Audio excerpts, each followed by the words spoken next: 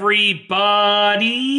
I'm here today to show you and tell you how to turn off a Galaxy Watch 4. This will be an easy tutorial, so let's get right into the video. Now, generally speaking, when you're using a smartwatch, you probably won't be turning it off. You're probably going to use it, and then you're going to charge it whenever the battery gets low.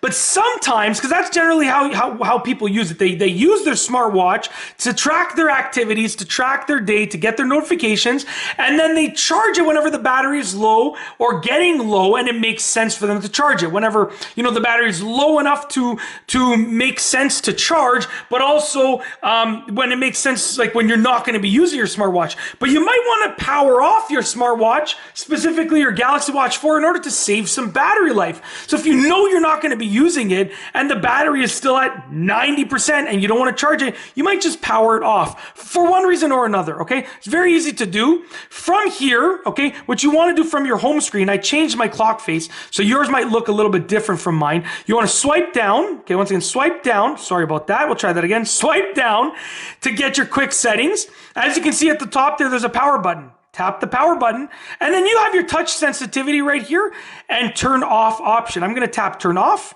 And as you can see, the Samsung logo loads. I felt a little vibration, a little haptic feedback right there. And now the device is powered off. So right now the device is not wasting any battery. It's not communicating with my phone. It's not communicating. It's not doing anything.